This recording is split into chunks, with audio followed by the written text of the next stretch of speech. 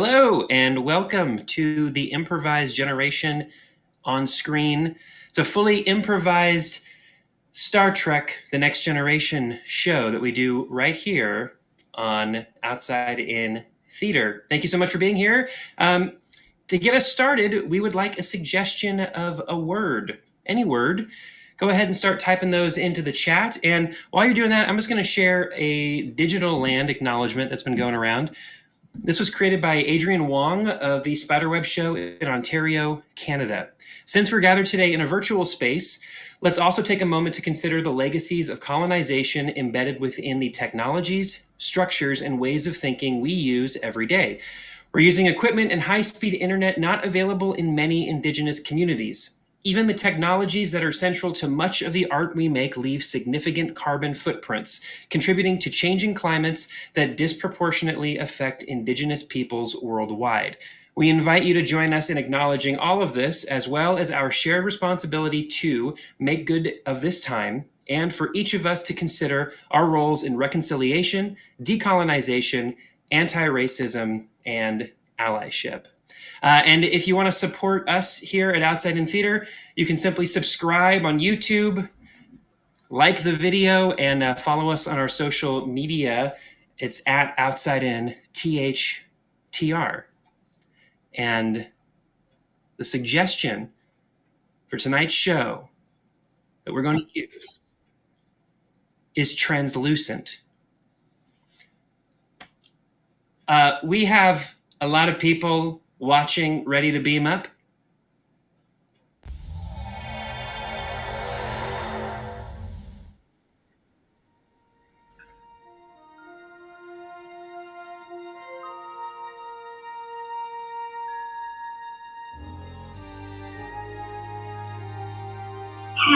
No, Lieutenant Herb, this is how the story goes. The pirate captain died when the fellow enemy pirate stole all of his booty, and then he became a ghost and haunted his ne'er-do-wellers for 100 years. That's how it goes. So, Commander Scott, you're telling me that once the pirate had access to his booty, that a spirit came forth and he plundered more buttocks? I'm confused. I'm so sorry. You're not the only one, Herg. I'm extremely confused as well. I'm just trying to tell a ghost story, and I don't tell them very well. I guess you, Ensign O'Reilly, have a better ghost story to tell? I'm sorry, but I am terrible with stories, but perhaps Lieutenant Benjamin has a better story. Lieutenant? Well, yes, I know a lot of good ghost stories because on my home planet of Medusa, there's just lots of ghosts. Oh, wait. I'm so sorry, Lieutenant Benjamin. You are going to please have to elaborate on that. Your planet, Medusa, has many ghosts? Yes, it has many ghosts. You see, when people die on Medusa, they don't just disappear into the ether. They stick around and, well, sometimes they play pranks. Play pranks? Apologies, Commander, Ensign, Lieutenant. The complexities of human pranks escape me. What sort of things do these ghosts do? Well, sometimes they wait till you're asleep alone in your house and they start rattling things around you, but we're usually used to that sort of thing. But occasionally they place buckets on top of doors, and when unsuspected people go through, they just splash a bunch of water or glitter or broglie stones on people. Now, I'm trying to process all of this, and the first thing that's coming to my mind is, has there ever been any incidents where perhaps these beings have hurt anyone? No, they're pretty safe ghosts. Well, there was this one time that they knocked a boat, a ship full of people over a waterfall, but then the ghost came and sort of lifted the boat up and brought it back to the top before anybody was harmed. Ghosts aren't mean spirits, they're playful, but harmless. I remember that story. Anchors Aweigh, isn't that right, Lieutenant? Anchors Aweigh was my favorite ghost story when I was a child. Ensign O'Reilly, how long until we reach Aranya 6? Actually, we're about to drop out of warp.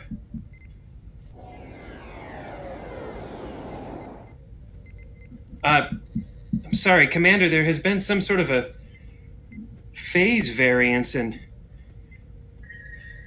I can't seem to get any readings. No readings. Commander, I can confirm this. Aranya 6 has thrown up some sort of a force field of some kind. Well, let's get out of here. Let's get out of here. Yes, sir. Pulling back. Uh, 3/4 impulse. Everything is unresponsive, Commander. Commander, we are in a tractor beam. I repeat, we are in a tractor beam. I'm gonna try to alert the captain. O'Reilly to Captain. O'Reilly to Captain Thompson.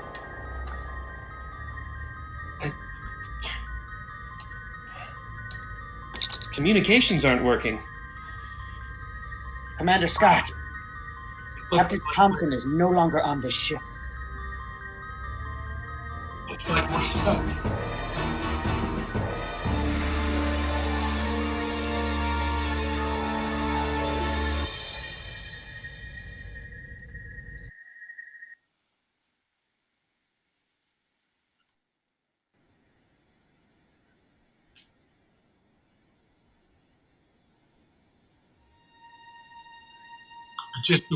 I just deleted it. I'm sorry.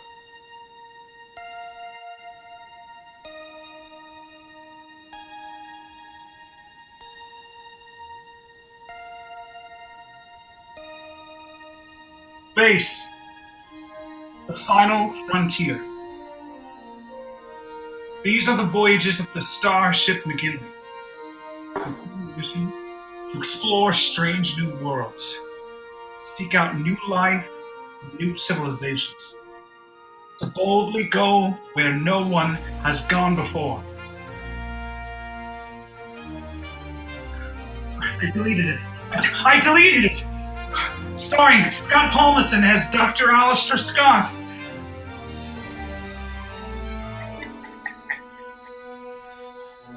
Hector Navarro as Lieutenant Hurd. Allison Inconstanti as Lieutenant Danica Benjamin. Arlo Sanders as Ensign Robert O'Reilly. Just, come on, work.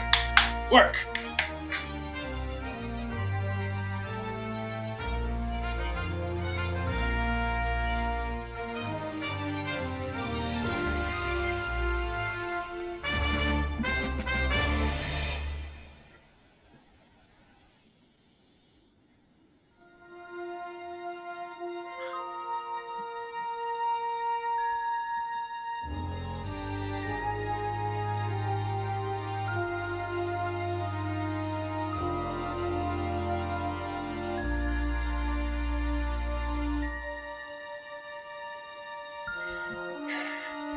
According to my readings, no one else is on the ship but us.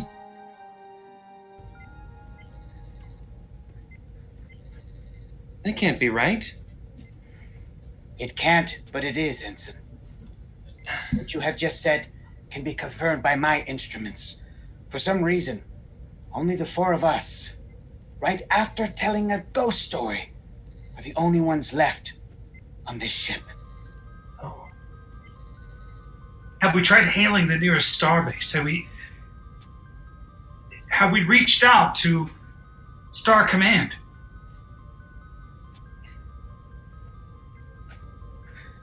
Nothing seems to be responsive, Commander. Except for a very limited amount of data, I can't do anything. Sir, the helm is not responding either. We're dead in the water.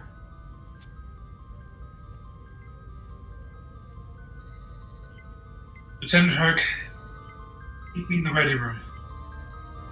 Aye, Commander.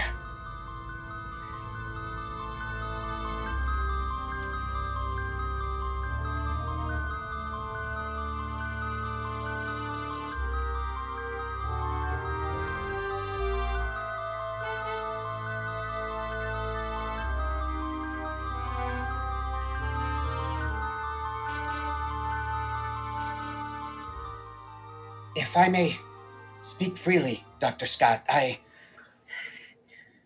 know that I am not the most experienced crewman on this ship. However, I can't help but feel as though this had something to do with the story that Lieutenant Benjamin was telling. A ghost story? I know.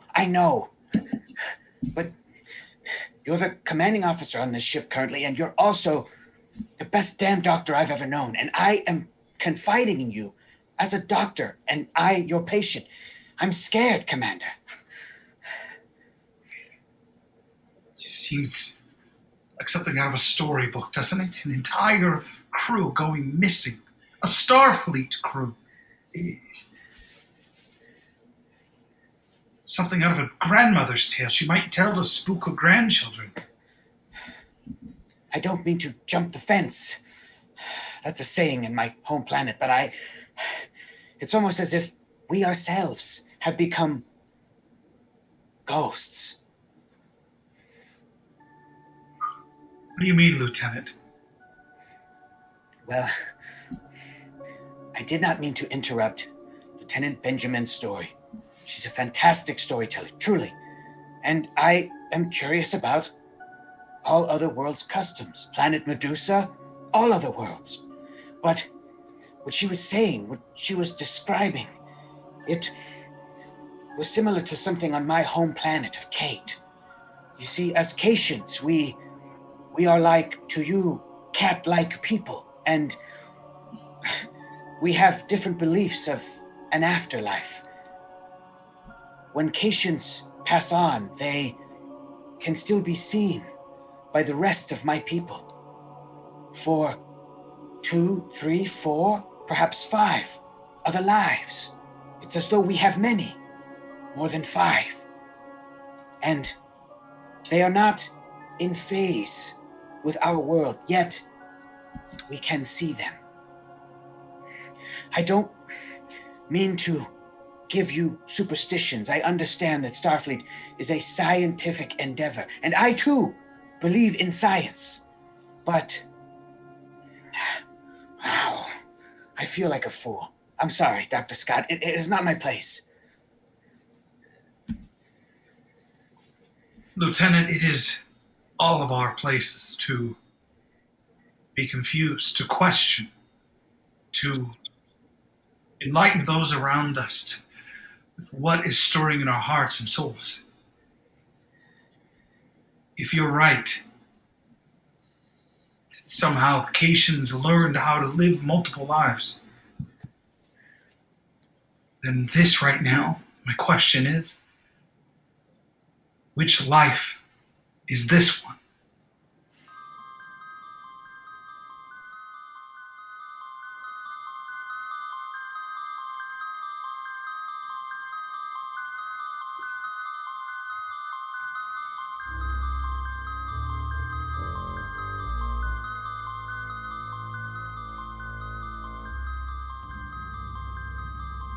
Ensign, I'm getting some very strange readings here.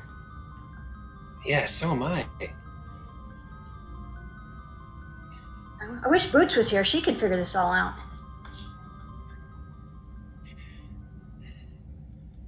It's as if matter is existing and not existing simultaneously. I can't get a solid reading on my tricorder.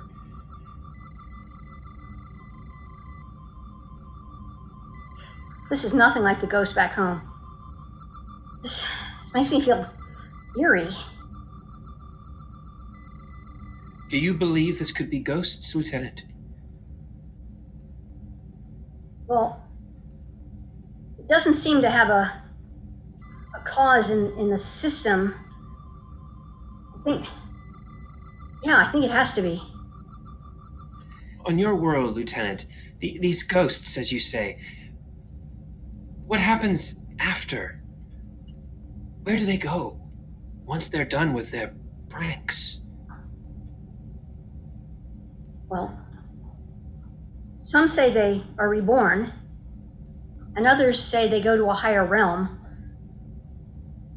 There just always seem to be ghosts around, so I don't know if they're just stacking up or if they do go somewhere. I mean, it'd be sad if they were just stuck forever playing pranks. There's got to be more to afterlife than just playing pranks on people, right? Lieutenant, I don't believe in an afterlife. After what I've experienced, I think there's nothing at the end of this road. Just the blackness of space, a void, pure nothingness. Now I'm trying to come to terms with my own feelings of death and what could be after. And I do have an open mind, Lieutenant. But I don't believe. I'm sorry to hear that, Ensign. I mean, at least sticking around and being with all the other people in the afterlife is something, but nothing. The blackness of space is just, that's a fate worse than, well, I was going to say worse than death, but that's just a terrible thought. Being nothing, just nothing. I can't believe that. It's a thought I've pondered. I've had time to ponder. But if these are ghosts, as you suspect, we have to do everything in our power to find out why and to help them. Absolutely, Ensign. We had a way of communicating with our ghost on Medusa. I wonder if that could work here. Perhaps it could, Lieutenant. Perhaps it could.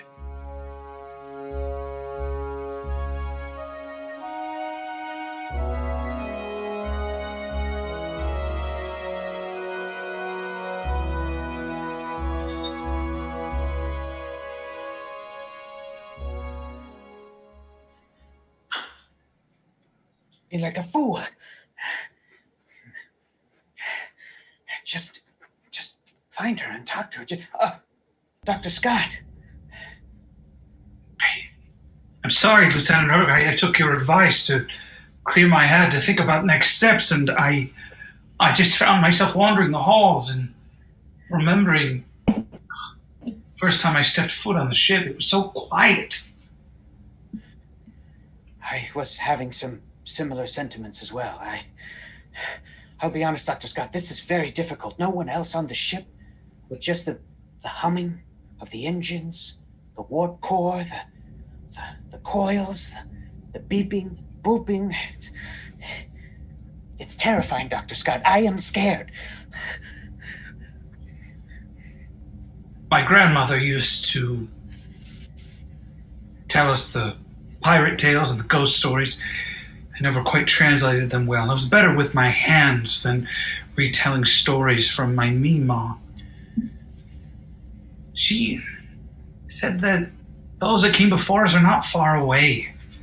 That's what that hum is. That's what that smell is, of fresh inertia dampeners and new steel putting together two different parts of a ship. I don't hear it a lot or smell it a lot as doctor in the ship. But today, taking those moments to figure out next steps really did something to me.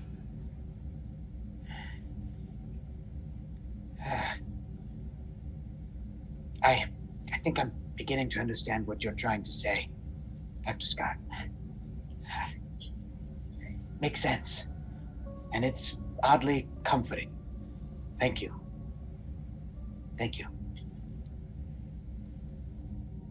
Let's gather the others, and let's tell them your theory. I think it's worth it. Really? Okay. Okay.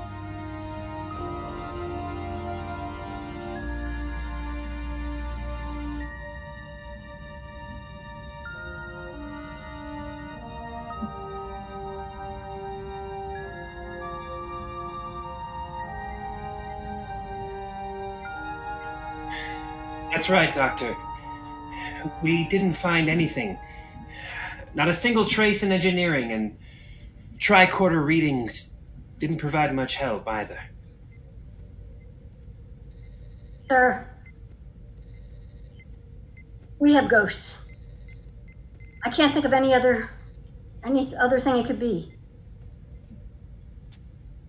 I have never announced this protocol myself, nor have I heard Commander Jack Deadman announce it, or Captain George S. Thompson.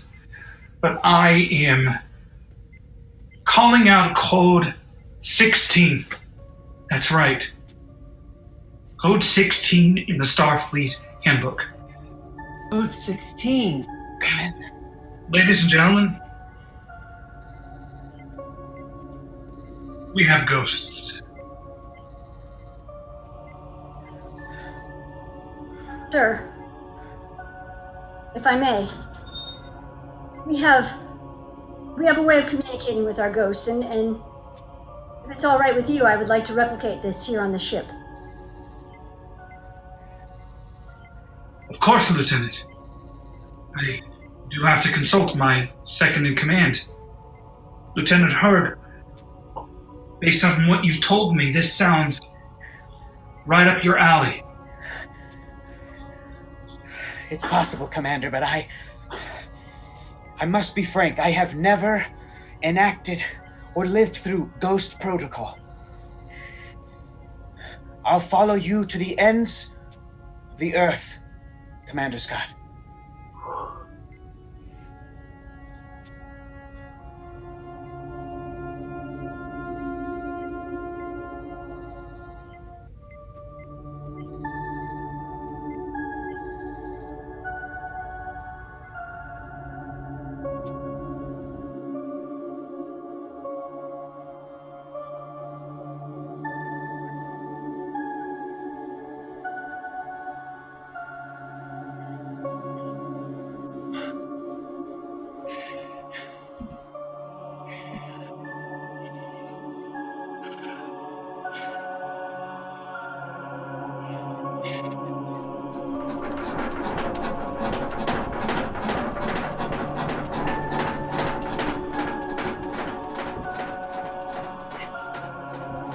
Lieutenant Benjamin, do something, please! We're losing Ensign O'Reilly! 1 second.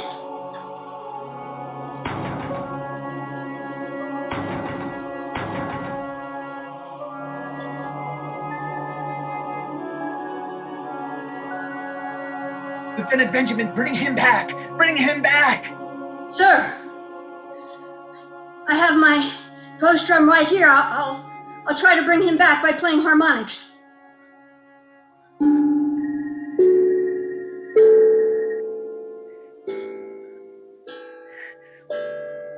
Lieutenant, it seems to be working. Commander Scott! Yes. Yes, Lieutenant. That is the tones of Moror. Yes. Continue, Lieutenant. Ensign O'Reilly, can you hear us? I see. Yes. Yes, I can. Listen to the triad.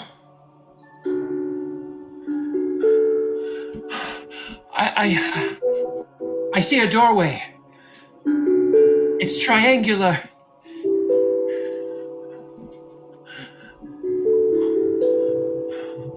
But I can hear them. Ensign O'Reilly, can you hear our crew? I can hear something. It's very faint. It's very faint. I can hear something. What is it, Ensign? What is it? It's a song. My God, it's a song.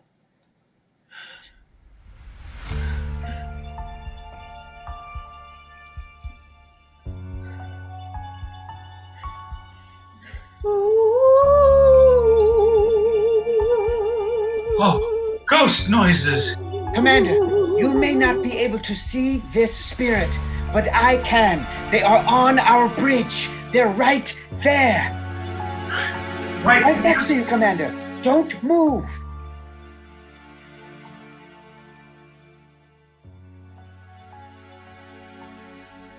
It seems that the spirit is trying to communicate with you, Dr. Scott. Do what you can.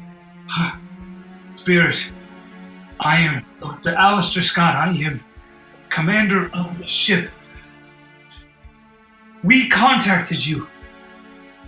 To our crew. What is it that you want? What is it that you need? We need a lifeline. Need a lifeline. Send us a lifeline.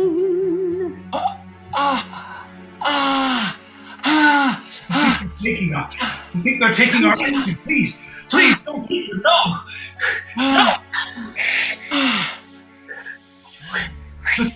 Where'd the ghosts go? I see them. I can see them here on the bridge. They're trying to take Arlo. They're trying to take Ensign O'Reilly. They're trying to take him from us. Come with me, Ensign. Come with me. We need your help. Only you can save us. Robert, you must fight it. Robert, come back to us. Come with me. Commander, he's gone.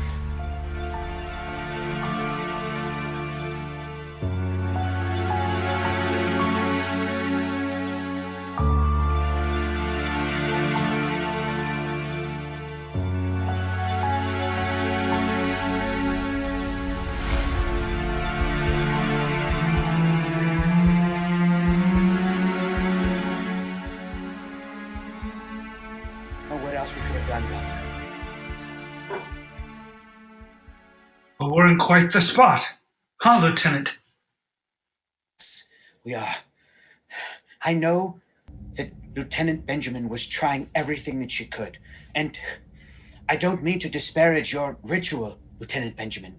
I'm sure that on your homeworld of Medusa it would have worked with flying colors, but somehow, something that you did access this other spirit, whom I can only assume is from Aranya 6. Now, Lieutenant, we are all on edge. We are dealing with, dare I say, a new frontier. Code 16 has not been called on any ship that I've ever served on, not once! Yes. Sir, if I may.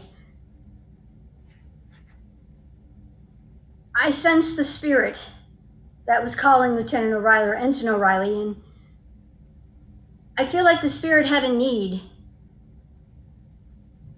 Maybe a need that only Ensign O'Reilly could fill. Does he have a special task or quality about him? I haven't been on the ship long enough to know him. Yes. Perhaps it was Ensign O'Reilly's gift of song. He's musically talented, quite brilliant. I've seen it with my own eyes. And what I saw today on the bridge... Commander Scott, trust me, you're glad you didn't see it. All of the hairs on my back are still standing. You're telling me that Ensign O'Reilly, our Ensign O'Reilly, is musically talented? Yes, absolutely. And perhaps, Lieutenant Benjamin, it was your powerful chimes and tones that brought forth that spirit that you described and you felt. And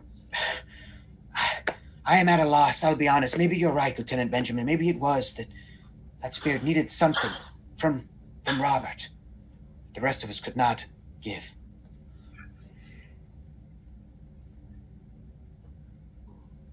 You know, there's no class for this at Starfleet. How do you toss out the entire book and suddenly deal with spirits and ghosts? It's like we're in a parlor trick room during the Old West. Commander, if I may, I have, frankly, run out of ideas, Starfleet ideas. I am running purely on instinct. But what just happened on the bridge was reminiscent to feelings I was feeling when Danica was telling us of the ghosts on our home world. Perhaps we could ask her everything that she knows for some sort of morsel of information, and then we could think of something to go off of from there. But I think that we have to rely on Lieutenant Benjamin.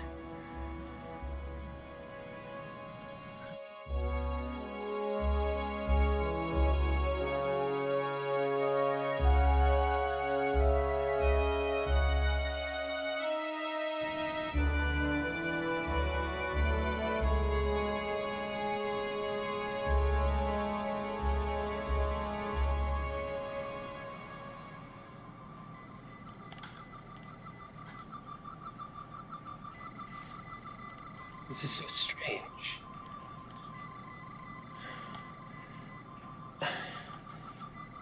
I'm not picking up any form of matter at all whatsoever.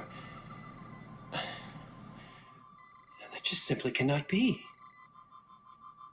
According to these readings, nothing is here.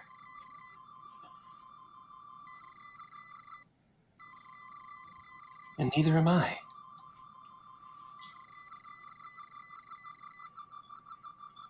Hello? Hello. Hello. Yes. Hello. Ensign O'Reilly. Thank you for coming. How do you know my name? We are always with you, Ensign O'Reilly. But normally, you can't see us or catch us with your technology. What are you? We are energy. We are spirits. We go by many names. Fascinating. We've called you, for we need your help even though you don't believe in us. My help? Yes, Hi. Ensign. Help. You are one of the most sensitive aboard your ship, even though you refuse to believe. You can feel us. Yes. Although I refuse to acknowledge it at times, I can feel.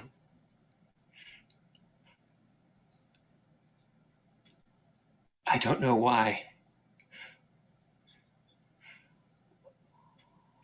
No, I don't believe in any of this. Your brain actually works on the correct frequency to receive us. And we know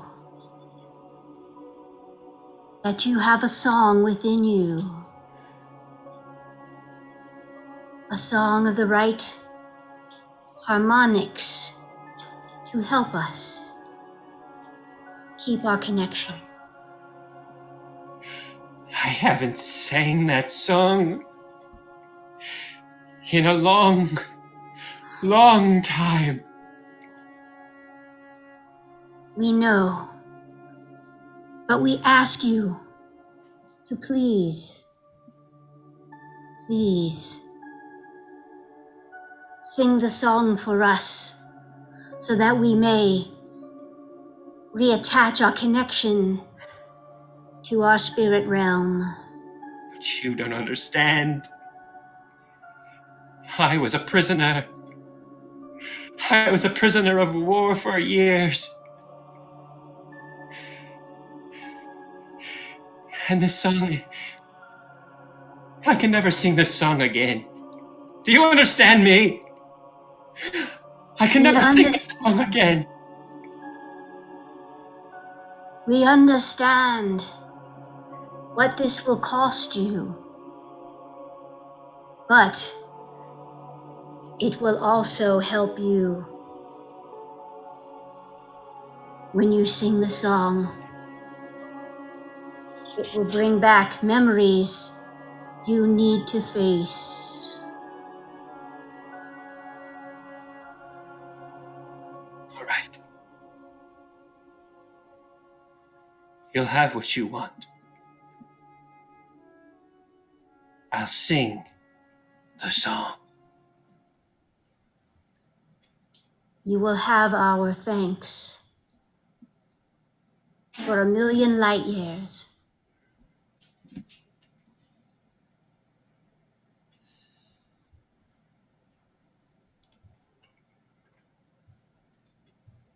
Someone to hold you too close.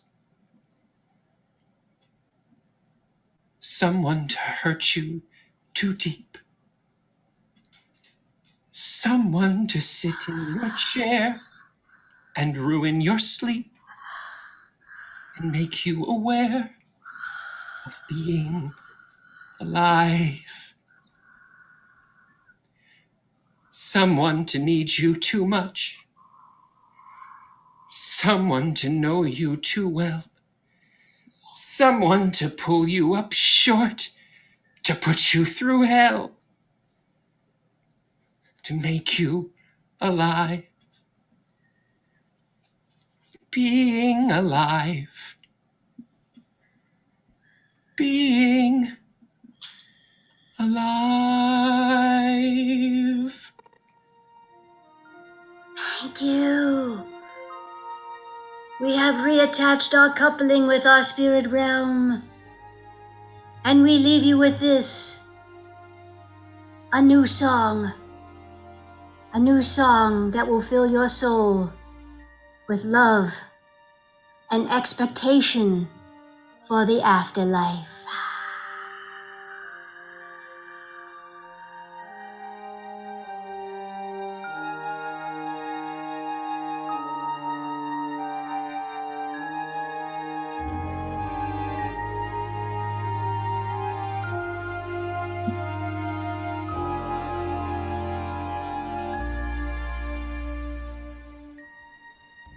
We learned at Starfleet that it's not always about going by the book or by what another commander or another teacher might have done, but to lean on those around you. And so I welcome you, Lieutenant Herg, and you, Lieutenant Benjamin, to the very first seance of the USS McGinley. Lieutenant Herg, thank you for providing the Book of Patience, the holiest of books that I have held in my hands in a long time. Please repeat after me. Hail all that is not. Hail all that is not. That.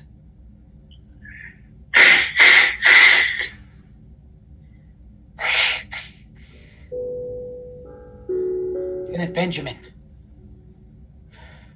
Herg? for participating in this seance and sharing your knowledge of ghosts. With your teachings, I can confidently say I am not afraid. Thank you. If there be spirits abound, come. Join us in revelry, join us in hand.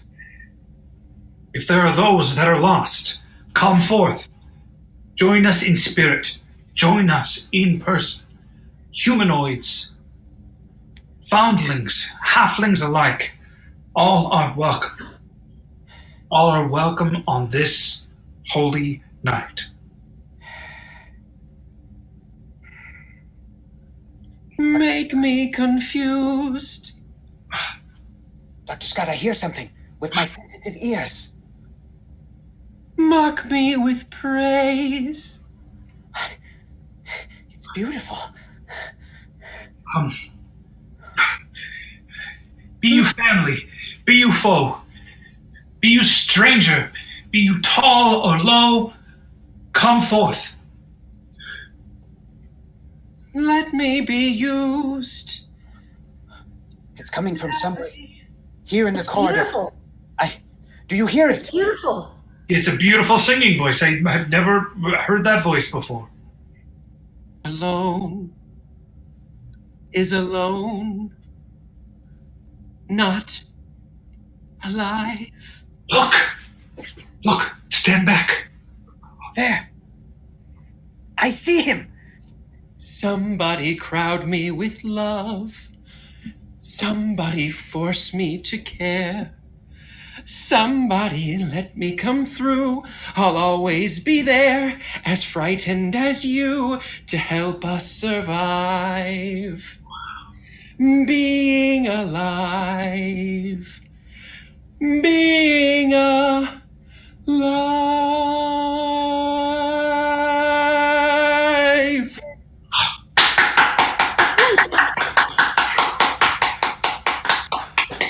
Oh, Ensign, you're alive. Yes. Robert, it's so good to see you again, my friend. I'm so happy you're back, sir. It's so good to see all of you. I am alive. I am alive.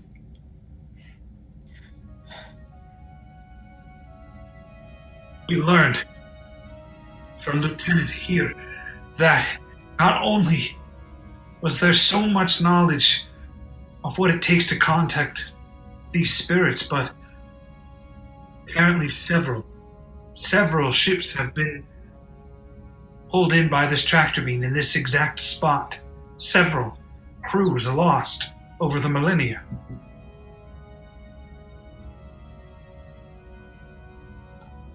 Commander, I think you'll find, when we return to the bridge and check the sensors, that all those ships will be rightly returned to their time and space.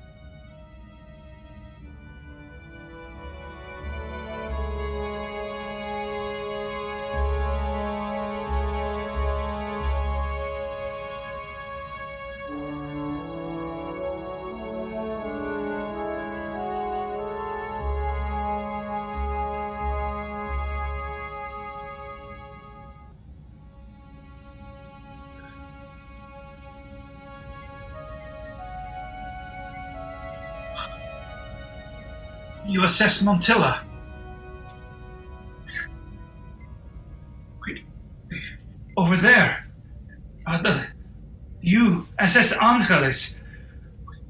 I thought all these ships were lost. And the SS Herman Bay as well. Dr. Scott, USS Cuyahoga. the USS Farragut, the USS Alabama, the USS Florida, they're all here. The USS Howard. The USS Delaney. The USS Mildred.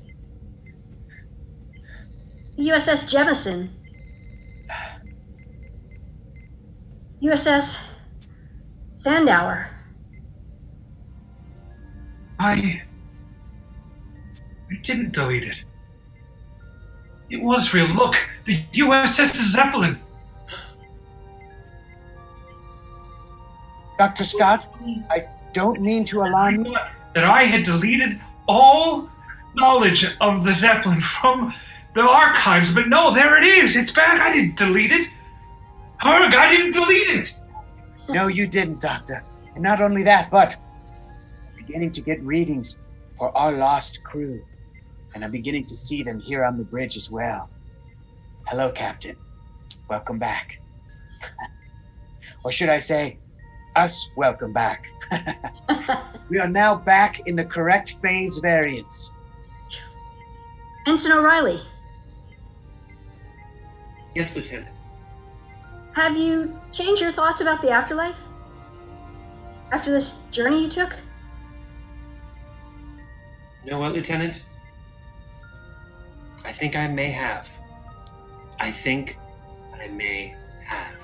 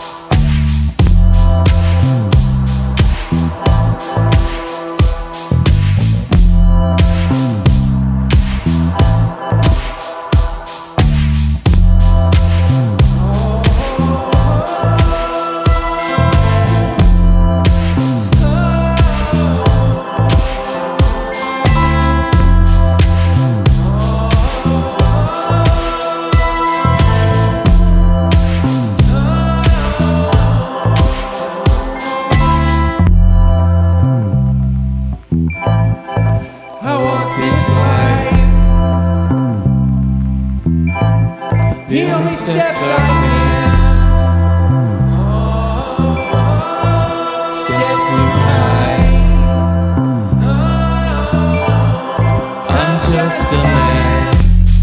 If you see my face at your hour of death, don't shake. Don't shake in your boots, no, don't you fret.